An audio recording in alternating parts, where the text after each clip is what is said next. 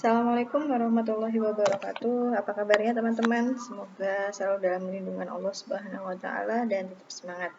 Baik, teman-teman, hari ini kita akan bersama-sama belajar mengenai Pancasila sebagai etika politik. Di sini ada 3 bab yang akan kita sama-sama pelajari. Nah, yang pertama adalah etika secara umum. Nah, ini menurut Kak Burton, etika itu dibagi menjadi 3, yakni nilai-nilai dan norma moral yang menjadi pegangan bagi seseorang atau kelompok dalam bertingkah laku. Kemudian kumpulan asas atau nilai ilmu tentang hal yang baik dan hal yang buruk. Jadi etika ini memandang bahwasanya ada 2 hal yang baik dan hal yang buruk. Nah, kalau baik itu bagaimana? Karena kan buruk bagaimana? Ini penilaian seseorang. Tentu ada judgement di situ. Kemudian etika secara umum ini juga membahas tentang bagaimana seseorang atau kelompok begitu bertingkah laku atau bertutur kata. Nah, ini harus ada etikanya. Gitu. Kemudian ciri-ciri etika ini ada 4 hal. Yang pertama, etika tetap berlaku meskipun tidak ada orang lain yang menyaksikan. Jadi walaupun kita sendirian tetap kalau makan menggunakan tangan kanan. Itu adalah etikanya. Kemudian etika sifatnya absolut atau mutlak, jadi tidak terbantahkan gitu ya. Kemudian etika terdapat cara pandang dari sisi batin seseorang yang memilih perilaku baik ataupun buruk. Jadi perilaku buruk itu juga termasuk etika. Berarti etikanya buruk begitu. Nah, etika sangat berkaitan dengan perbuatan atau perilaku seseorang, baik maupun buruk. Nah, ini aliran-aliran etika, ada deontologi. Ya, ini harus melakukan perbuatan atau wajib gitu ya. Kemudian ada konsekuensialis, melihat akibatnya perbuatan, tujuan perbuatan ini seperti apa.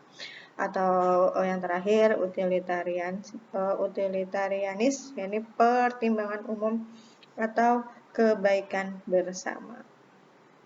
Nah, politik secara umum merupakan seni dan ilmu untuk meraih kekuasaan, baik secara konstitusional maupun non-konstitusional.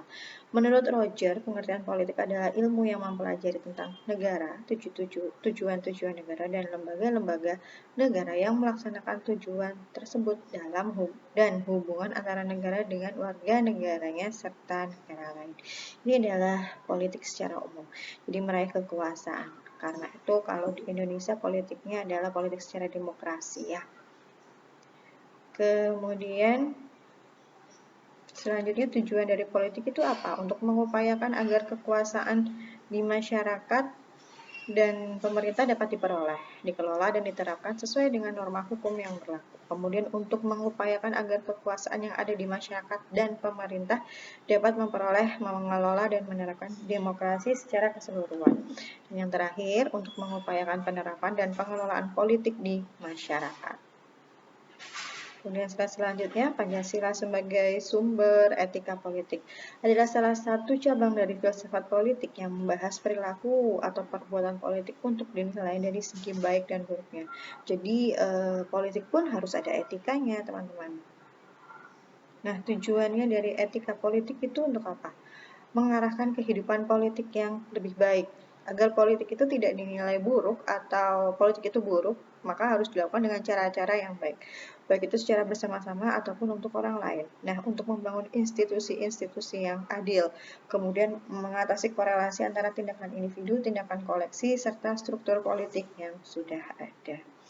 Kemudian penyelenggaraan etika politik ini ada 3 hal. Berdasarkan asas legalitas atau legitimasi secara hukum, kemudian disahkan dan dijalankan secara demokratis, dan dilaksanakan berdasarkan prinsip-prinsip moral atau tidak bertentangan dengan legitimasi moral ya.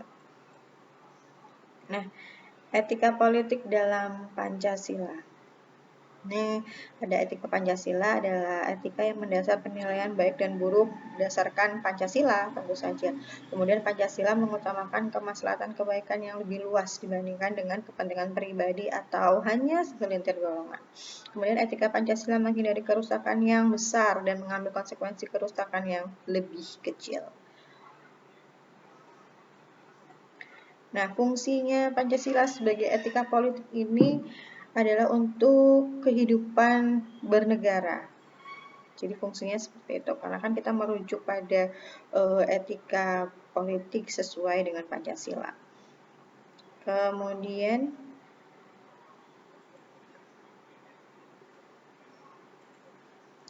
juga untuk politik dalam masyarakat. Nah, kalau ini bagi kehidupan bernegara adalah alat untuk mengatur tertib hidup bernegara, sedangkan untuk untuk politik dalam masyarakat terbatas pada penyediaan alat-alat teoritis untuk mempertanyakan serta menjelaskan legitimasi politik secara bertanggung jawab. Jadi tidak berdasarkan emosi, prasangka, atau a priori, begitu teman-teman. Kemudian Pancasila sebagai etika politik ini dari sisi kampanye ya. Kalau sekarang kan di Sidoarjo sudah mulai ada nggak semua di Sidoarjo ya, di seluruh daerah di Indonesia ada beberapa yang memilih kampanye begitu. Nah, ini ada salah satunya. Jadi kampanye secara tidak bertentangan dengan nilai-nilai kemanusiaan ini ada di sila ketiga. Peraturan kampanye ini juga ada di sila keempat. Pemilu khususnya kampanye itu tujuan akhirnya adalah demi kesejahteraan di sila kelima. Dan yang sila yang pertama bahwa perbuatan tidak baik yang berdalih pemilu, bisa mengatasnamakan pemilu, ini tidak baik. Termasuk serangan fajar ketika atau pemberian uang pada pagi hari atau mungkin pemberian uang beberapa, itu adalah hal yang buruk dan sesuai dengan sila 1 sangat ditentang. Oke, sekarang kita masuk di pendidikan anti korupsi, karena yang namanya etika politik di Pancasila itu rentan dengan adanya korupsi, dan korupsi itu merupakan salah satu hal yang sangat harus dijauhkan ya dari etika politik. Nah, ini sangat mungkin kalau ada etika buruk, ini salah satunya etika buruk di etika politik. Nah, korupsi menurut hukum positif di tahun 1999 dan tahun 2001 adalah pemberantasan tindak pidana korupsi. Kalau kita korupsi, otomatis adalah sesuatu yang busuk, buruk, dan itu sangat tidak baik begitu. Jadi pengambilan hak orang lain itu adalah korupsi juga. Oke, kemudian penyebab terjadinya korupsi menurut Bonnie Hargan, wilayah individu, sistem, dan wilayah irisan. Irisan ini kepentingan antara individu dan juga sistem. Nah, kalau wilayah individu adalah aspek manusia yang menyangkut pada dirinya sendiri, entah itu tergantung pada individu ataupun eksternalnya. Jadi pihak secara internal ataupun eksternal itu juga bisa penyumbang untuk individu tersebut. Kemudian wilayah sistem ini dikenal sebagai aspek institusi, administrasi, korupsi, dan lain sebagainya. Mungkin di perusahaannya lagi longgar dan segala itu bisa menyebabkan korupsi tersebut. Kemudian atau wilayah dari keduanya, irisan keduanya gitu. Kemudian dampak dari korupsi tentu saja berdampak sangat buruk ya, menurut Sujono. Rusaknya sistem tatanan masyarakat, ekonomi biaya tinggi, munculnya berbagai masalah sosial di masyarakat, penderitaan sebagian besar masyarakat di sektor ekonomi, sikap frustasi, ketidakpercayaan terhadap pemerintah. Itu adalah salah satunya. Kemudian upayanya apa untuk memberantas korupsi? Memahami hal-hal yang menjadi penyebab korupsi, upaya pencegahannya, investigasi, serta edukasi dilakukan secara bersamaan. Termasuk hari ini kita berbicara mengenai korupsi juga salah satu upaya pemberantasan dari korupsi.